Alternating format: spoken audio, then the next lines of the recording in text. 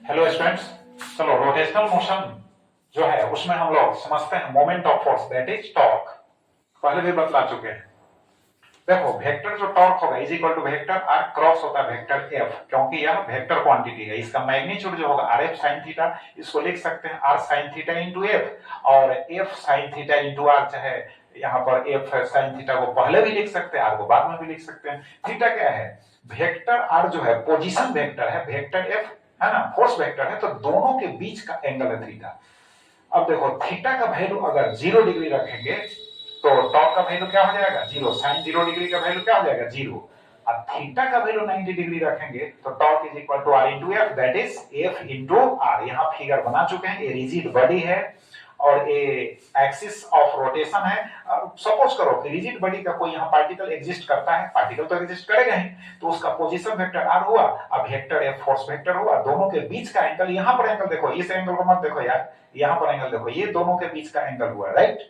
अब देखो डायमेंशंस क्या होता है, फोर्स का डायमेंशंस लिख दो, ml 3/2 हो गया, डिस्टेंस का n हो गया, और यहाँ पर प्रोडक्ट हो गया ml 2 3/2 हो गया। और ये जो डायमेंशंस है यह वर्क के इक्वल होता है, और ऐसा यूनिट होगा न्यूटन मीटर, सीजीएस यूनिट होगा डाइन सेंटीमीटर। नेक्स्ट टॉपिक देखो, प्रिंसिपल ऑफ मोमेंट्स कहता है कि if a body in rotational equilibrium, अगर कोई बॉडी रोटेशनल इक्विलिब्रियम में है, यानी रोटेट नहीं हो रहा है, इसका मतलब है कि क्लॉकवाइज जो मोमेंट्स होगा वह एंटी क्लॉकवाइज मोमेंट्स के बराबर होगा।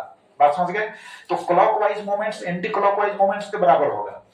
तो जैसे देखो यहाँ पर एक यूनिफॉर्म रॉड है और ये पॉइंट O के अबाउट इस फोर्स का मोमेंट, और फिर पॉइंट O के अबाउट इस फोर्स का मोमेंट जो है हम निकालेंगे, तो दोनों को इक्वल कर देंगे। तो देखो F1 इंटू D1, ये डिस्टेंस देख रहे हो, इस पॉइंट O से फोर्स F1 का डिस्टेंस D1 है, इस पॉइंट O से फोर्स F2 का डिस्टेंस D2 है, सॉरी हाँ D2 है, राइट। तो F1 into D1 is equal to F2 into हो गया D2। अब इसको हम W1 इंटू D1 लिख सकते हैं, इसको हम W2 इंटू D2 लिख सकते हैं, क्योंकि फोर्स जो होगा वेट के बराबर होगा। अगर किसी बॉडी को इस यूनिफॉर्म रॉड के इस पॉइंट से हम सस्पेंड कर देंगे, दूसरी बॉडी को यहां सस्पेंड कर देंगे, तो फोर्स जो होगा वेट के इक्वल होगा। अब समझो एक चीज और समझ लो, अगर कोई बॉडी है, सपोज करो अगर बॉडी है, तो टॉर्क जो है हम निकालते हैं। तो अगर एक्सिस ऑफ रोटेशन यहां पर है, समझ लो, तो टॉर्क हमको निकालना है। तो देखो यहां पर देख लो, यहां पर अगर हम डिस्टेंस लेते हैं, यहां पर अगर हम फोर्स लगाते हैं तो यहां पर डिस्टेंस स्मॉल है, अगर यहां पर फोर्स लगाते हैं तो डिस्टेंस लार्जर हो गया। तो अगर हम टॉर्क को सेम रखना चाहते हैं तो यहां पर हमको लार्जर फोर्स लगाना होगा, और यहां पर हमको स्मॉलर फोर्स लगाना होगा, यानी डिस्टेंस बढ़ेगा तो फोर्स का वैल्यू घट जाएगा, डिस्टेंस घटेगा तो फोर्स का वैल्यू बढ़ जाएगा। कब? जब हम टॉर्क को सेम रखना चाहेंगे तो। अब देखो नेक्स्ट देखो, कपल बतलाए, अगर टू इक्वल फोर्स है किसी बॉडी पर वर्क करते हैं अपोजिट डायरेक्शन में, बात समझ गए, तो उनको हम कपल बोलते हैं। देखो यहां पर एक रॉड समझो, इस पॉइंट O के अबाउट देखो इस फोर्स का हम टॉर्क निकालेंगे तो F इंटू A होगा, और इस फोर्स का टॉर्क निकालेंगे तो प्लस हो जाएगा F इंटू OB होगा।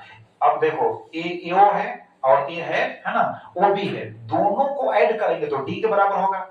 अब यहाँ पर एक कॉमन ले ली, AO प्लस हो गया OB is equal to F into AB, AB का वैल्यू है D, तो F इंटू D हो गया। अब देखिए देख भी रहे हो, यहाँ टू इक्वल फोर्सेस है, यहाँ भी F है, यहाँ भी F है, दोनों अपोजिट डायरेक्शंस में, इनको कपल कहेंगे। अब देखो एक चीज और समझ लो, work done by torque delta W is equal to torque into होगा डेल्टा थीटा। जैसे लीनियर मोशन में होता है वर्क इज इक्वल टू कितना होता है? फोर्स इंटू लीनियर डिस्प्लेसमेंट होता है। अब देखो फॉर वेरिएबल टॉर्क जो होगा इंटीग्रेशन फॉर्म में होगा, थीटा 1 है लोअर लिमिट, अपर लिमिट हो गया theta 2, integration of torque D theta हो गया, राइट। अब देखो पावर डिलीवर्ड कितना होगा, पावर डिलीवर्ड कितना होगा, तो देखो यहाँ रेट ऑफ डूइंग वर्क होता है तो डेल्टा W, अब बाई हो गया delta T is equal to torque delta theta by delta T। जैसे देखो यहाँ पर delta W by delta T कर दिए, पावर हो गया, और टॉर्क रहेगा delta theta by delta T हो गया ओमेगा, यानी एंगुलर वेलोसिटी। तो ये हो गया power P is equal to torque into angular velocity, right. अब इसको अंडरस्टैंड करो, समझो, प्रैक्टिस करो, फिर नेक्स्ट वीडियो में